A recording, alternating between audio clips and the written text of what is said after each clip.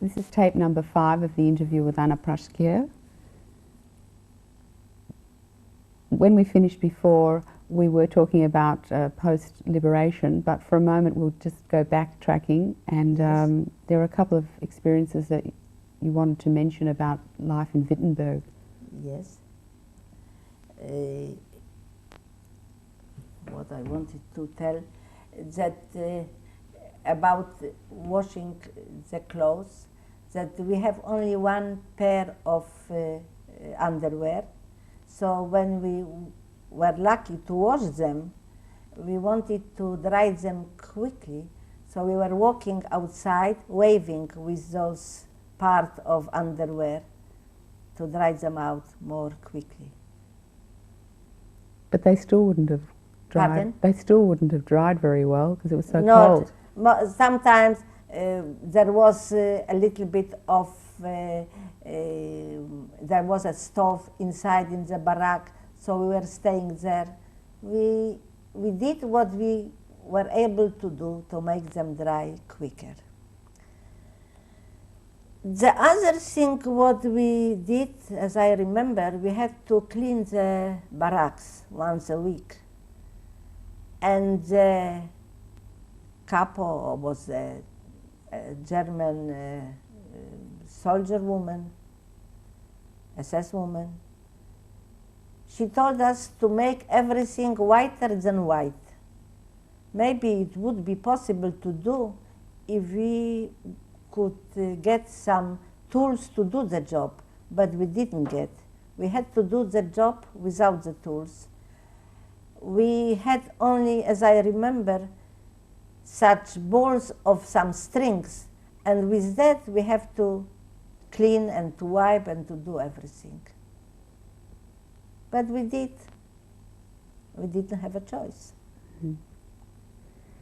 Okay, we'll come back now to the beginning of your journey home. Yes. After you left Wittenberg. Yes, after the being in the village named Elster, we decided to walk home. I don't... Can I ask who you were with at that time? There was some boys and some girls, and I really don't even remember their faces. But I know they were a group, because we found somewhere a carriage, so some were in front and some were pushing from behind the carriage. And so we were walking. And we were walking during the day. At the night we were staying in some German house. The people allowed us to stay there through night.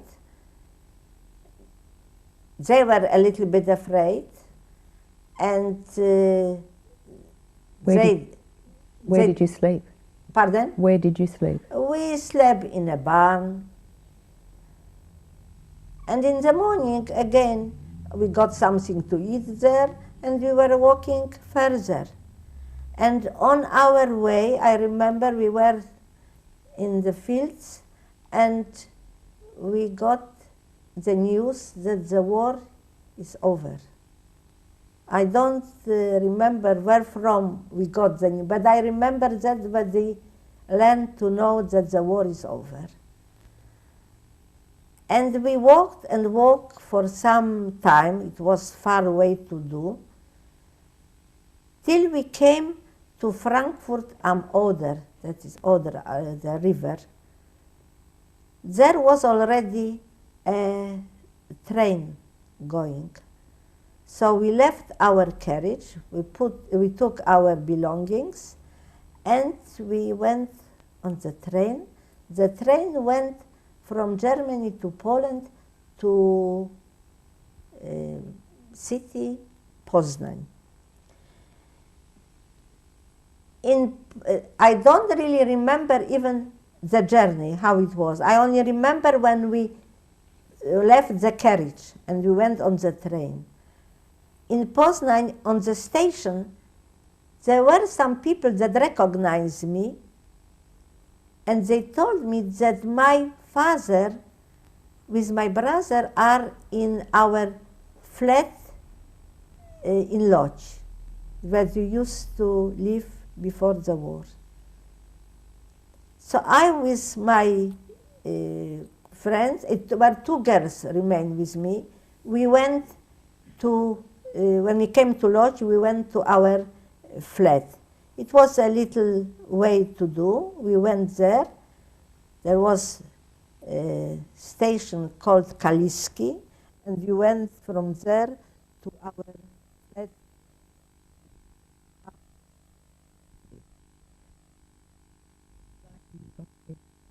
We came there, that was morning. I rang the doorbell, and my brother opened the door. His hair was shaven short, and we entered into a room, from the corridor to a room. My father was still in bed, and the thing that I noticed, on the table were dirty frying pan from eggs.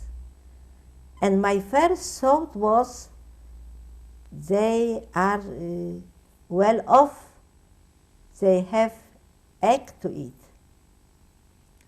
That I remember very good, very well. Was the flat exactly the same as you'd left it? Not, that was only the one room from the corridor to the right, because the flat had 5 rooms. After I learned to know that they live in the flat with the sister of the owner of that house. When my father with one of my brothers came to Lodz, the owner of that house had also a cafe house in Lodz. So my father went there, and there he learned to know that the owner's sister lives in our flat, and they allowed my father and my brother to share with them the flat. So my father and my brother have one flat, and with another flat was living a Russian woman soldier working in the hospital. And the rest was, there was a big room, such a passage room, and on the other room was living the sister of the owner of that house. My friends left me. I really don't remember how it was, but I was with my father and with my brother.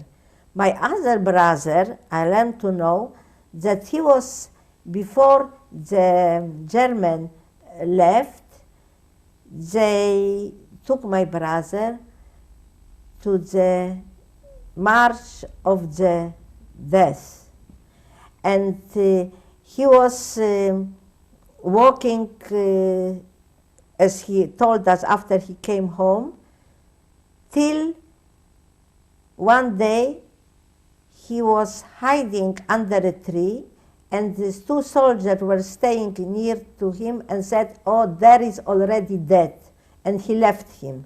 So he was lucky that he remained there, and so slowly he came home from Germany by himself. Do you know how long he'd been on the death march?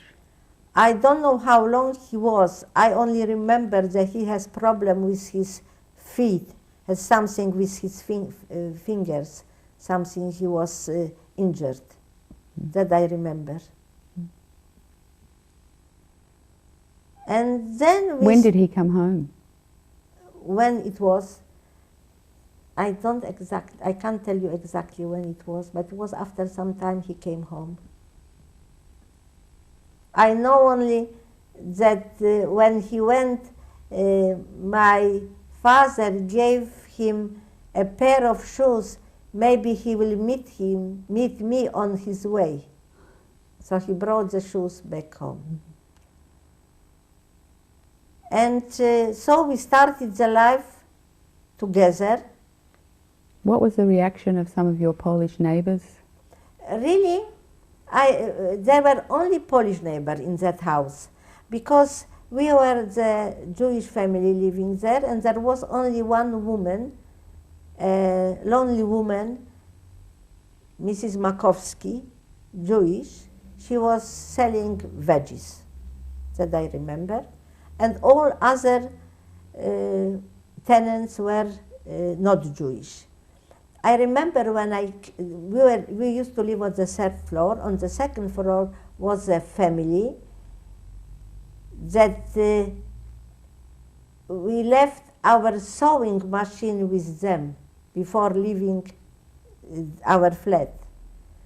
And my brother told me that he promised them, when I will come back from the concentration camp, we will invite them for some meal. And so it was. The lady I was living with, Mrs. Walkowski, she taught me how to make a cake, and I did it. And my brother told me to make some sandwiches. I remembered only he told me that to make a sandwich you have to cover the bread with different stuff, so the bread will not be seen. So I prepared that stuff, and we invited our neighbors.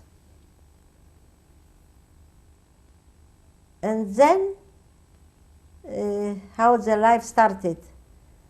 What was life like in Poland after the war? First, my father, he started, I don't know how he's, first everyone brought some stuff from the camp. So my father, I think, went to the market and he sold some of that stuff. That was the first money. Then he started, I don't know what job he did at the beginning, but then he got a government job in a textile department. And so did my brother got jobs, because my elder brother finished Polytechnica, that was, he was engineer of chemistry, and my younger brother also finished a textile school. After the war, he made an engineering degree. And they got jobs and they were working. And did they try to leave Poland at any stage before they secured their jobs? Not really. My elder brother, I remember he got opportunity to pass illegal the borders, and but nothing finally happened, and he was very happy, because he was very worrying to leave again the family and to go by himself.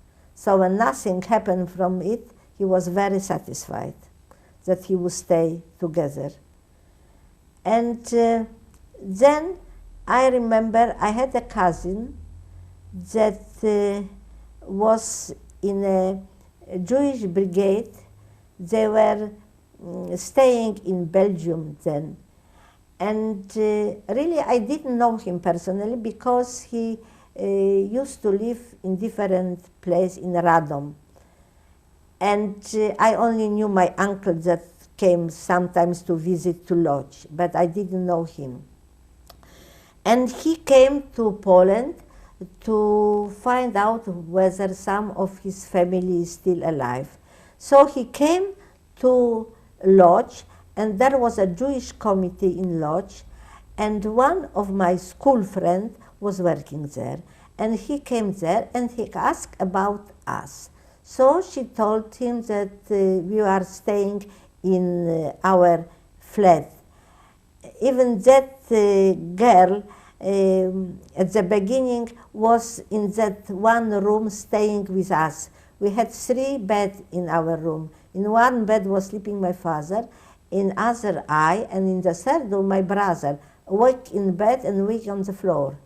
So that's my friend Nelly Kawanoki. she came to us and she was sleeping with me in my bed. And she was working in the Jewish committee, so she said to my cousin that we are in our flat. And he came, I remember he came from the side, from the kitchen entrance. And I was there with the Polish family. I don't know, he came and he spoke English. He didn't want to speak Polish. I don't know how he found out that I am his cousin. So he took my hand and he went with me. We went to our room that was in front of that flat. And he told me who he was. And then he wanted somebody from us to take there to Palestine. He said that he will settle papers to take us, somebody, to Palestine. I think that he came back again and he wanted to make a fiction wedding with me and to arrange the papers for me. Unfortunately, I was then sick. I was very sick. There was a rose on my nose. I was very sick. I had high fever. So he took my friend Nelly Kavanocki for that fiction wedding, and she was instead of me. And they there was a ceremony, the marriage, and then he sent me papers to go to Palestine. But I always was renewing the papers because, as my brother, I didn't want so much to separate from the rest of my family. And finally, I didn't go. Before my real wedding, I had to make a divorce by court. And so she sent me the divorce, and I divorced, and I had a normal wedding with my first husband. Mm-hmm. And did you see much anti-Semitism in post-war Poland? The first meeting with anti-Semitism was with our concierge.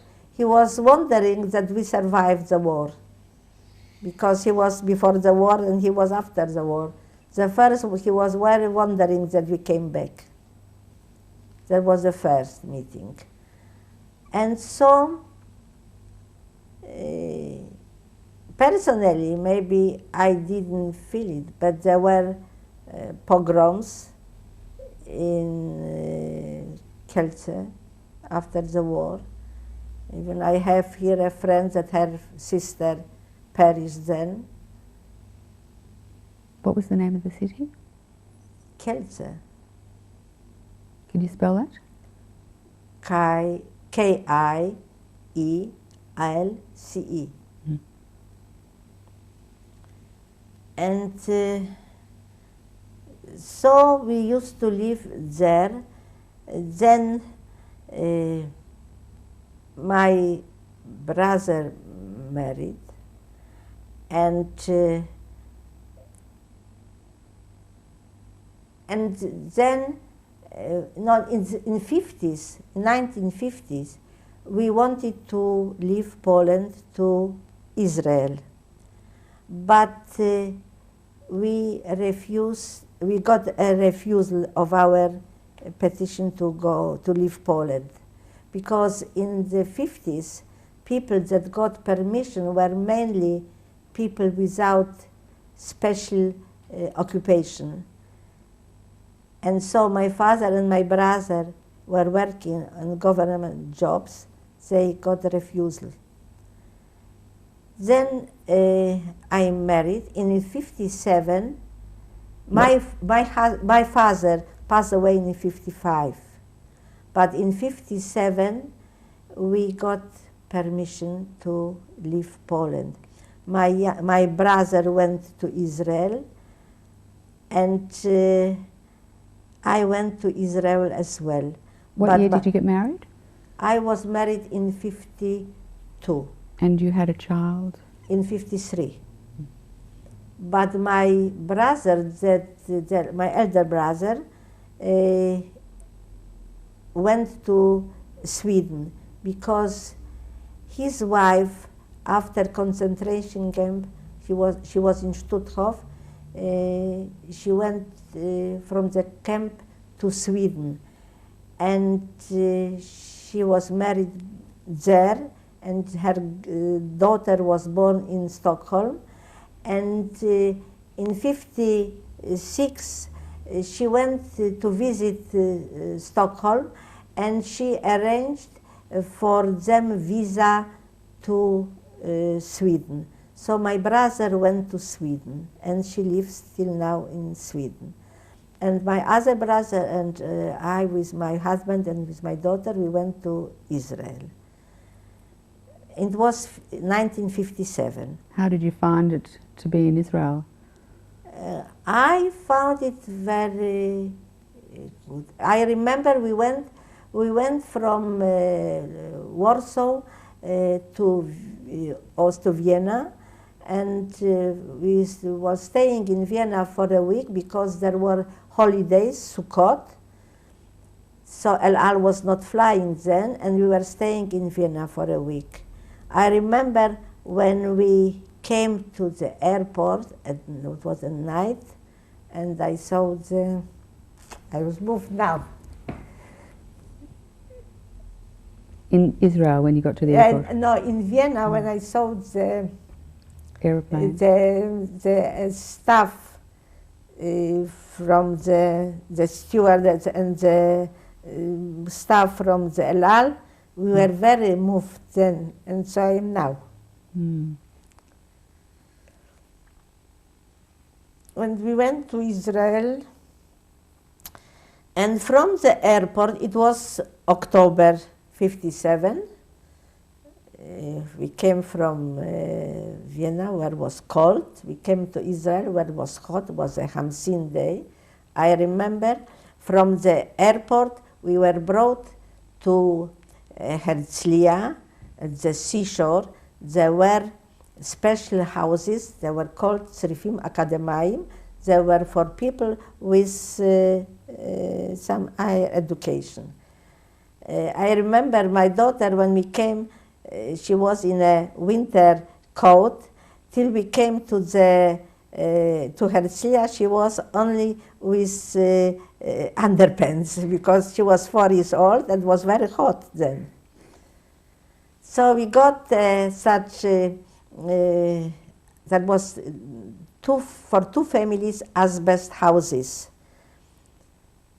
And we were brought there. On the airport, we got already a parcel with some food for the first period of time. And I remember also when we, on the airport, I spoke Hebrew because I finished school in Poland, that I learned Hebrew. And my daughter then told to everyone, my mother knows the whole language. And we came to Herzliya, to the houses there, and there was everything arranged for the newcomers. They were a small place, but I remember there were some the necessary things. There were the beds with some covers, some tables. Everything was miniature, but everything was there. I remember also when we make shower, the pipes were on the sand. So when there was a hot day, my daughter said the water is too hot, but I couldn't add cold water because there was only from the pipes came only warm water. And in that place there was from Sochnut one person responsible, and he was giving us advices. Yaakov was his name. He was from Morocco, I remember him.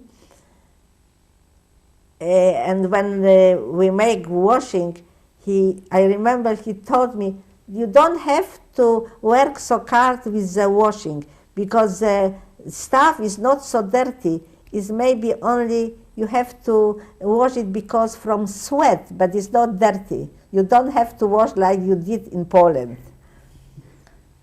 And we used to live there for some time, and as it was autumn, there was not at the beginning electricity there.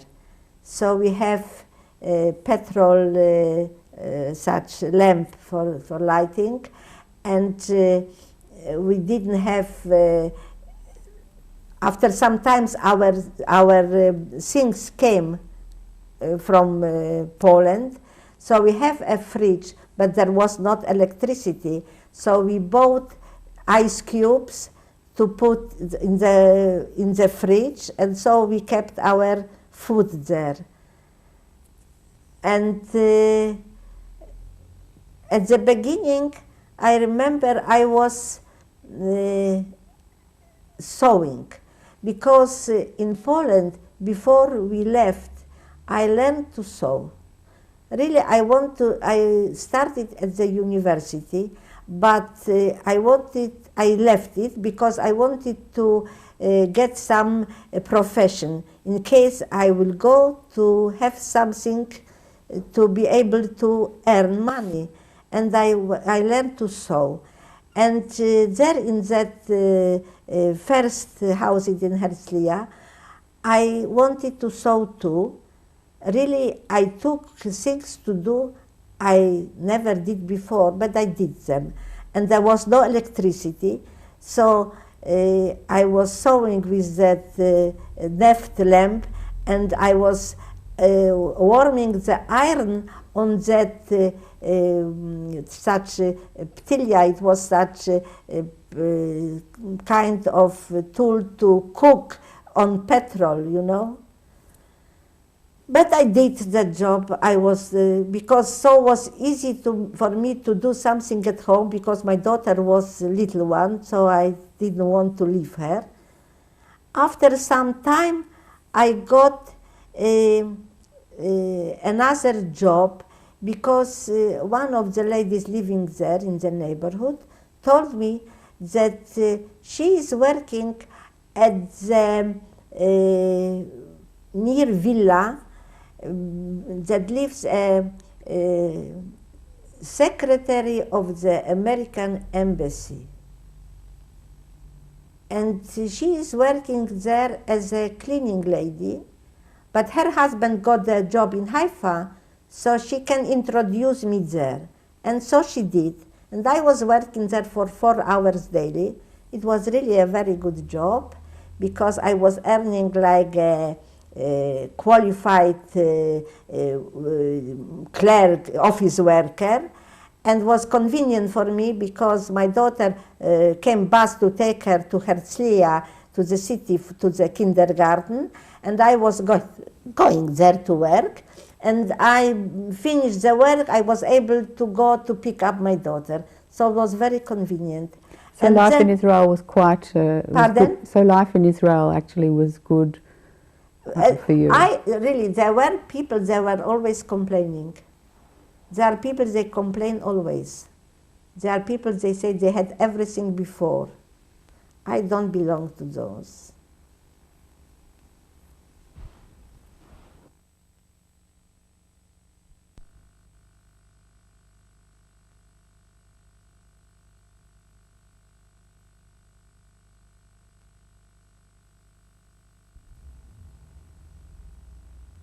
This is tape number 6 of the interview with Anna Prashkia. Can you tell us what happened briefly between Israel and coming to Australia? You see, as I told you, I was happy to be in Israel. I didn't complain. I understood that to adjust in a new place takes some time and some discomfort maybe, but I never complained, so never complained my husband, and we did what we were able to do. Then in 67, before in April, before the 6-day war, my husband passed away, and I remained with my daughter. She was 14 then, and I used to work in an office, and I was widow for 10 years. Meanwhile, my daughter married in 74, and in 76 I emigrated to Australia because my second husband was a friend of mine. His first wife was my class friend. Before she passed away, she even mentioned to my husband to marry me. She knew that I am a widow in Israel. And so did my husband. He came to Israel, and in 76 I came with him to Australia, where I married. And I came here. I lived with him and with his son that was then on 4th year of medicine. After my son married, and his sister that used to be in New York for 6 years came back home, and she lived with us, and my husband, my second husband, passed away just a year ago, and I still live with my daughter. She is single, and we live together here in Australia. Do you think about the Holocaust often? Really, that is a thing you can't forget. Even when you meet with your friends and you speak about different things on different topics, you always come back to that one, to the Holocaust. That is something you can forget, and it is with you for the end of your life. My husband,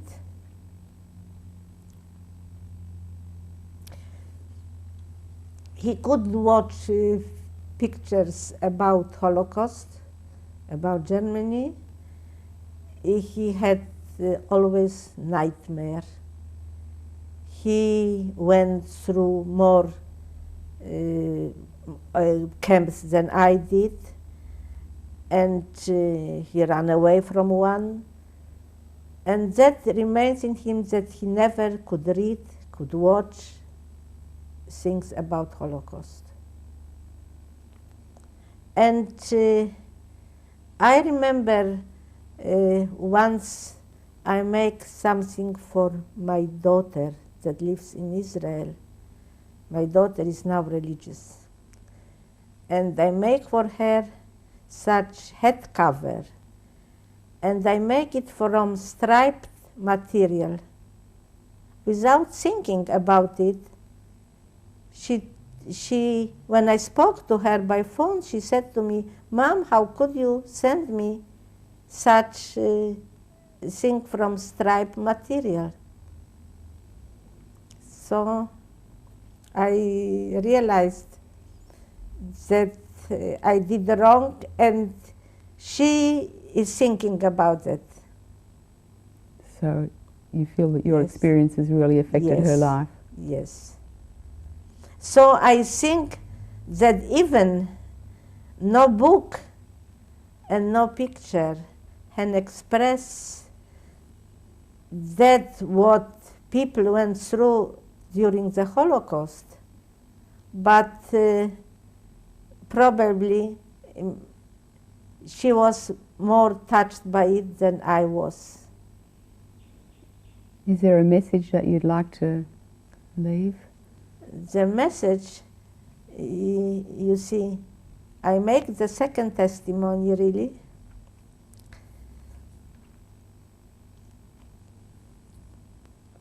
And I did it because I think I had to do it. Even so many years passed, when I speak about it, sometimes I am moved by it. And so I would like to leave that to others, that will survive me. That's what I can do to tell about it, because nothing more can be done about it. And if my generation is gone, nobody will be able to tell it. Well, I want to thank you very much for giving your testimony. It's really important. Not at all. I think that is my duty to tell it. Thank you for doing it and giving up your time. Okay. Anna, could you describe this? Yes, that is a Star of David that every Jew has to wear during the war. First in lodge, he used to wear it, and then in ghetto. Who made it? Really, it was done, I don't know by whom. I remember my father used to make by himself at the beginning, because we have curtain in one room that the lining was yellow. So from that lining, my father used to produce for ourselves that Star of David. But then you could buy it. Can you describe this Star of David? That is a special Star of David from the concentration camp. That is on the yellow background, a red piece with a P inside. That's a Jew from Poland.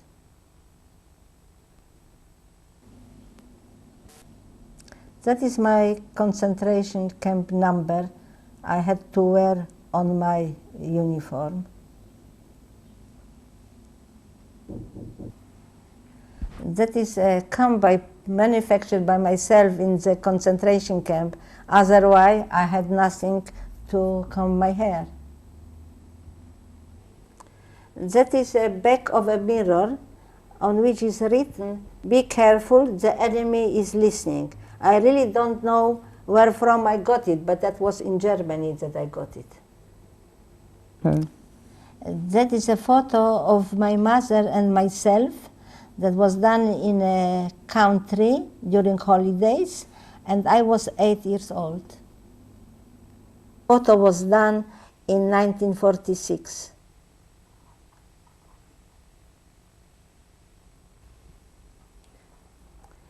That is my photo done in 1946. That is my brother, Jakub Kuba. The photo was done in Poland in 1946.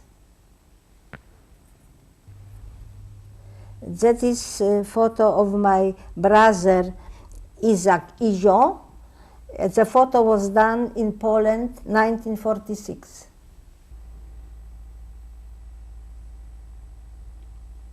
Okay.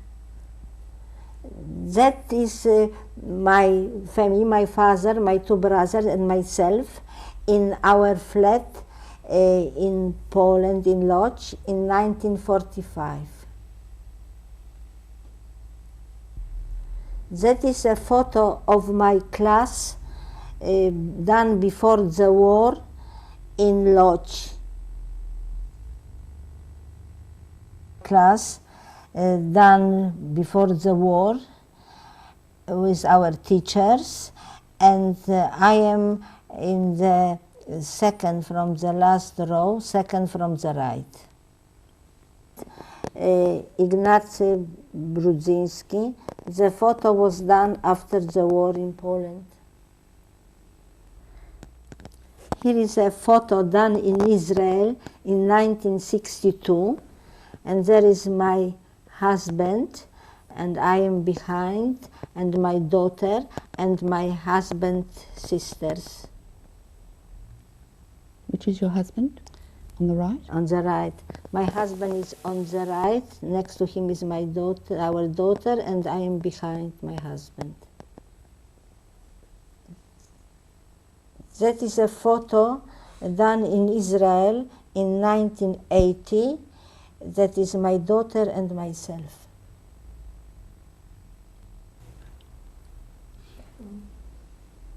That is a photo done in Israel in 1988. It was bat mitzvah of my eldest granddaughter, Hadar. So here is my granddaughter, my daughter, my grandson, and my little granddaughter.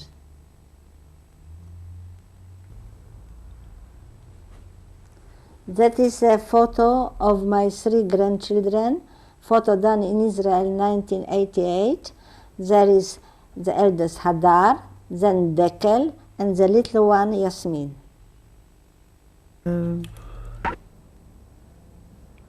That is a photo done in Australia, in Melbourne, in our backyard. Is my husband and myself, my husband Nathan, and that was done in 1991. Those are my stepchildren, Judita and Severin Prashkir.